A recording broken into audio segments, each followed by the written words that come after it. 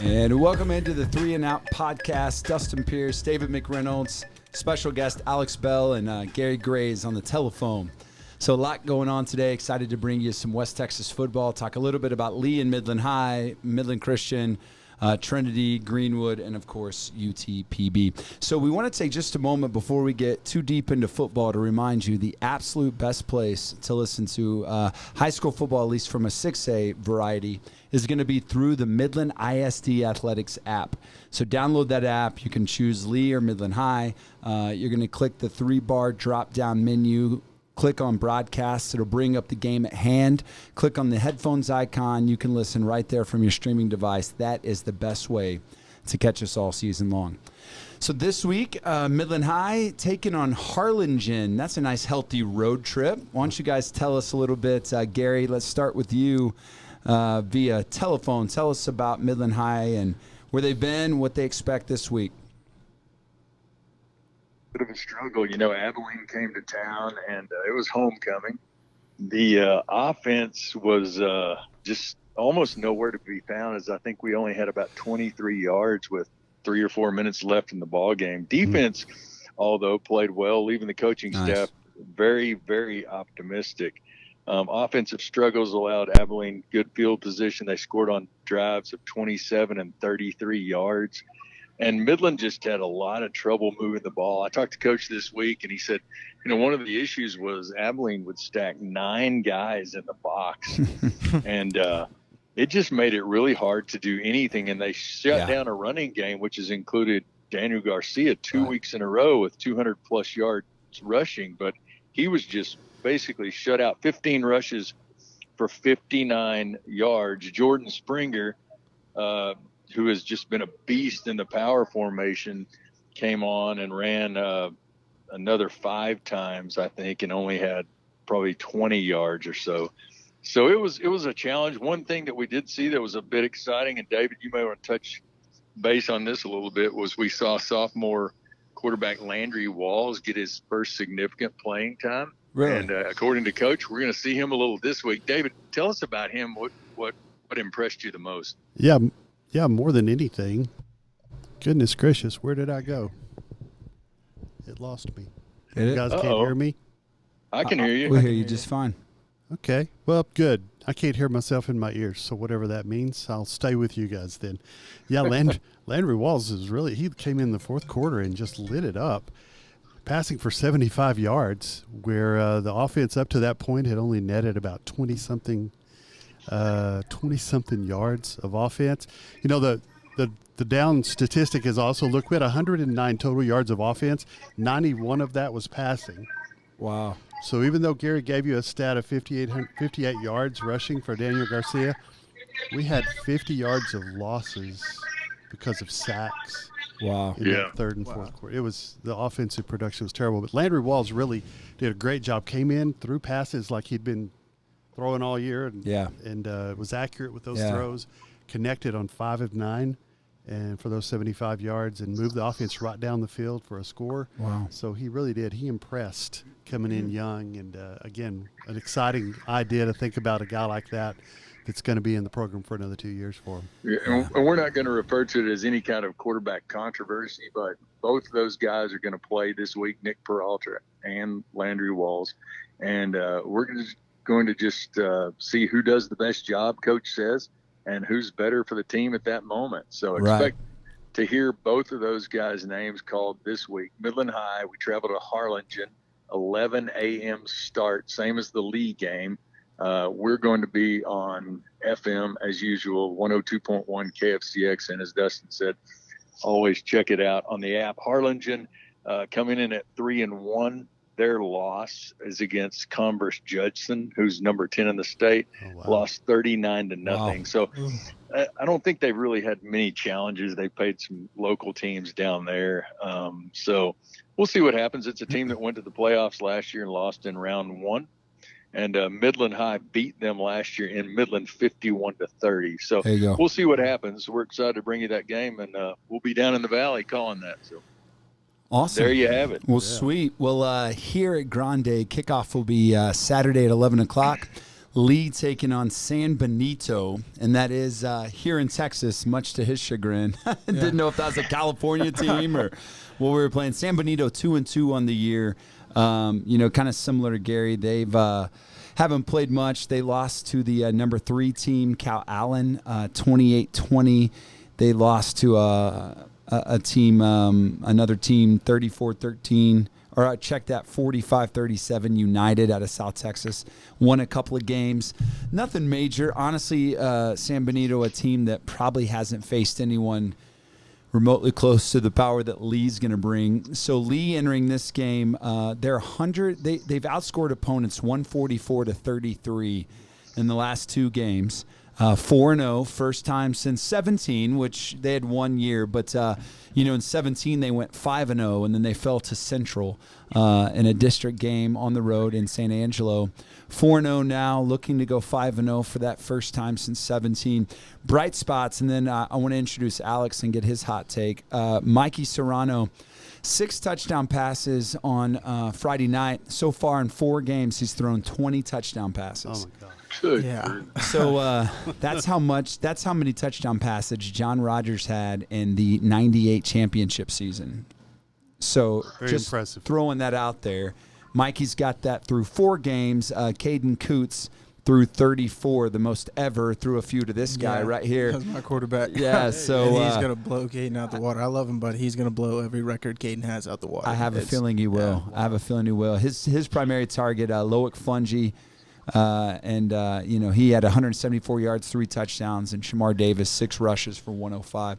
So Alex this year has been doing some video for Lee, kind of been right there on the sidelines. Tell us what you've seen, man. Honestly, the most impressive thing that I've seen with Lee's offense is how efficient they are. So a lot of times you'll see quarterbacks who have a ton of yards. They're throwing 30, 40, 50 times a game. Right. I don't think Mikey has thrown the ball more than 30 times a game. And he's averaging five touchdowns a game. Loic has 10 touchdowns a year. Interesting fact, if you go look at the statistics for this district, the top 3 receivers are Midland's number 1, number 2, and number 3 receiver. Oh, wow. Wow. The Mikey is leading all players in total yarding in terms of passing. He's 1,000+ yardage. The second closest is Midland High's, and he's barely at 500. So Midland Lee is loaded when it comes to offense. And then what's even scarier is how efficient they are in the run game. So they're averaging about 500+ total yards, but they're averaging about 250 in the run, 260 in the pass. So if you want to take away, if you want to try to take away Loic or Christian, any of those guys, you're going to have to stop Shamar and Ryan and then McKylan in the run game. And if you can do that, then you have a chance to beat them. But and then not to mention on the other side of the ball, 9 starters are back, anchored in the middle. That defensive linebacking core is just brutal. Carl Taylor's having a breakout year. SMU commit. So that's Lee. Again, Set 11 up for a.m. a long run, aren't they? Yeah. They are. Yeah. I think they are. This in my years of doing radio, steadily since 13, this is the best Lee team I've seen. Oh yeah, for sure. So just throwing that out there. And I watched him play a couple of years on some really good teams, but this is the best team that I've seen. More complete, aren't they? They are. Yeah. They are. Hey Gary, tell us a little bit about Greenwood, 4th in the state. Yeah, Greenwood has moved up from 4. They were 7 last week, and they just continue their winning ways. Coach Rusty Purser has them really rolling. They played at Seminole last week, beat Seminole 38-8, held Seminole to 142 total yards. Wow, so that's good. Perfect on the season. Again, that was non-district action. This coming week, they try to defend their district title of last year as they travel up to Sweetwater 1 and 3. So Greenwood, just sort of clicking on all cylinders, has moved up from 7 to 4. And then locally also, let's talk about our other teams. We've got a 3rd-ranked 6-man team, Trinity. They won 58-22 over San Jacinto. That's their 2nd straight win by 36 points. They improved to 3-1. And they host Sanderson on Friday in Midland. And then last, certainly not least, Midland Christian. They just dominated Monahans on both sides of the ball. They won 49-0 in a non-district matchup last week. Rushed for 296 yards, had 491 total yards. River Rodriguez had the passing game going. He's a sophomore quarterback there. defense held Monahans without a first down the entire first half and allowed just 11 total yards in that first half on 6 drives. So they host Fort Worth Christian. Again, that's a non-conference game, and those guys will be starting conference play soon. And it's a little tougher once you get into conference play, because typically that Midland Christian district sends a great number of teams deep into the playoffs. So all 3 of those teams, though, coming off of wins last week, we're excited to see what happens. We'll let you know next week. That's awesome. Yeah. So let's talk a little bit about UTPB, and then Alex can chime in too, because he spent some time on the sidelines filming them, doing some stuff with UTPB. Had a chance to talk to Coach Kerrigan this morning. Best football voice in the game, just throwing it out there. UTPB, man, coming off a 14-8 loss to the number 16 team in the country. I thought that was really That's impressive. Huge. Yeah. People, I don't think will understand how big of a deal that is. So able to really hold fast. Their linebacker, Chris Hode, 15 tackles.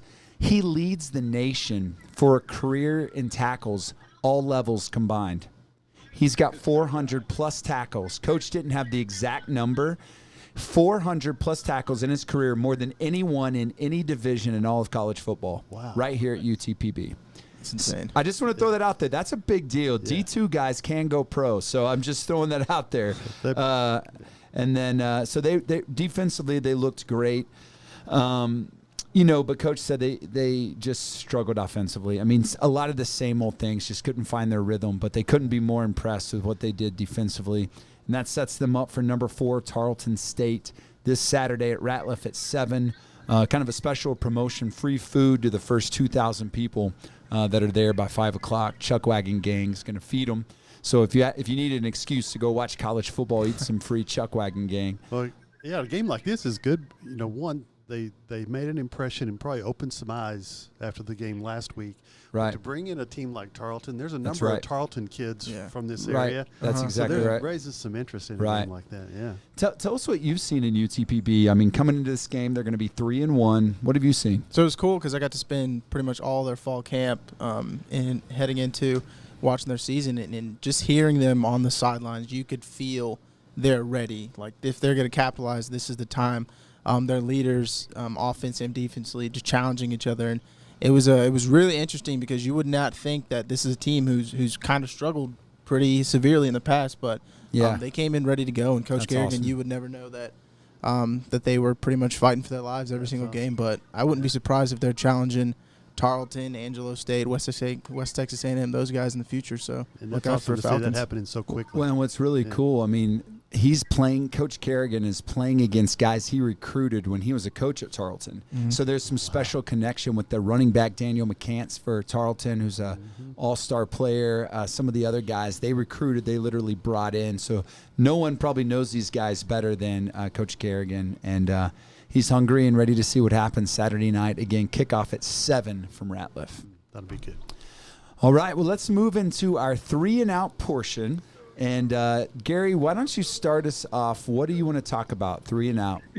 Yeah, I'm going to give a tribute to a local legend who recently passed away just last week, E.J. Holland. I don't know if people are aware of him. He died at 81. He's a resident of Greenwood, longtime resident there. But this guy, I'm going to tell you some of his accolades. Played in the NFL, obviously, but he's in the College Football Hall of Fame, the Texas Tech Ring of Honor. He is the first player to start in a Super Bowl at 2 different positions. Wow. So offense and defense.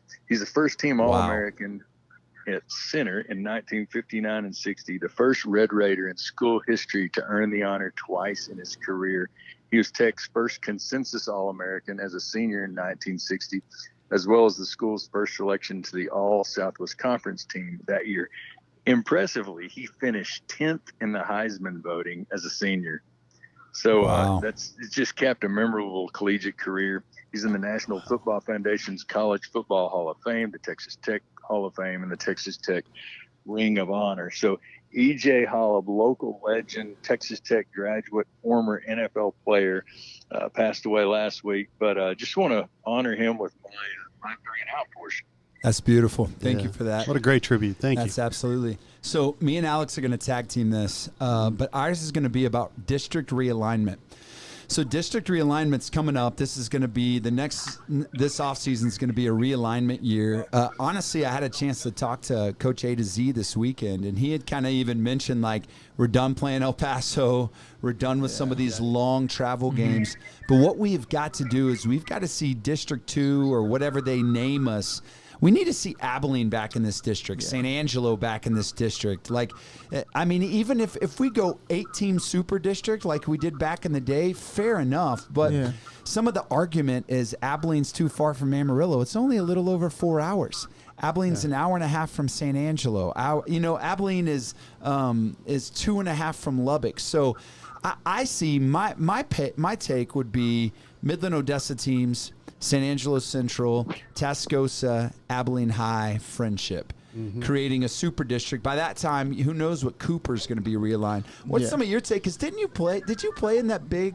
Yeah, so I played Abilene Cooper, Abilene High, Amarillo. We would go in scrimmaging, but I think that the big issue with realignment and losing a bunch of these teams is you kind of lose the identity of that West Texas foundation that you have here. That's right. Established. That's when right. you start to pull away, and then you force Midland Lee, Midland High to schedule 4 non-district teams, and if they want to complain about the driving distance, we're now having to schedule teams 5-6 hours away in order to figure out the playing schedule. So I think going back to the way things were, forming a much bigger district in order to keep people closer, but not having us drive 6-7 hours to find opponents to play. It's beneficial for everyone. Plus, it brings back that kind of old mystique, the West Texas vibe you want to give off. Because if Midland Lee, Odessa Permian, all those places are trying to prove that the best football's in West Texas, you have to keep it in West Texas. So that's what's important. We used to be the Little Southwest Conference, right? That's right. I mean, it's still tough for Amarillo. I mean, they're out there. They're on their own island. But, again, what are you going to do? So that's a great point, guys, because the reason that we're playing San Benito and Harlingen and Permian's playing, I forgot who they're playing, but that's because both of our districts, we're the only ones with 6 teams. Yeah, that's right. And so that's right. While everyone else is starting district play this week, it's either you can sit out and have 2 open weeks, which isn't good for you. You get no scrimmage, you get no practice, or you can travel. And so that's why these 2 districts got together these past 2 seasons and elected to drive, in this case, 12 hours to play football. Wild. Hey, Dave, give us a quick update on the Heisman Watch. Really the top 5 didn't change. We've still got Tua, Jalen Hurts first, Tua, and Joe Burrow. Jonathan Taylor, what a performance he had against Michigan. He's something else. They just ripped Michigan up. We called that. I think you guys did too. We did as well. Yeah, but he even missed the second quarter of the game and still had over 200 yards rushing. Sounds like Mikey Serrano a little, except passing. I think a notable change was that Sam Ehlinger moved up to the number 6 slot and passed Trevor Lawrence. There you go. Yeah, so that's kind of interesting. Right. Yeah, I knew G would be happy about that, to see Ehlinger making his move a little. So other than that, pretty much the same in the Heisman in the top 5. Okay. Yeah. Well, guys, thank you so much. Gary, thanks for calling in. Alex, thanks for joining us. David, thanks for everything and for getting this synced up and ready to go on YouTube. On behalf of everyone, we want to say thanks for watching, and we will see you next week with the 3 and Out podcast. Yeah.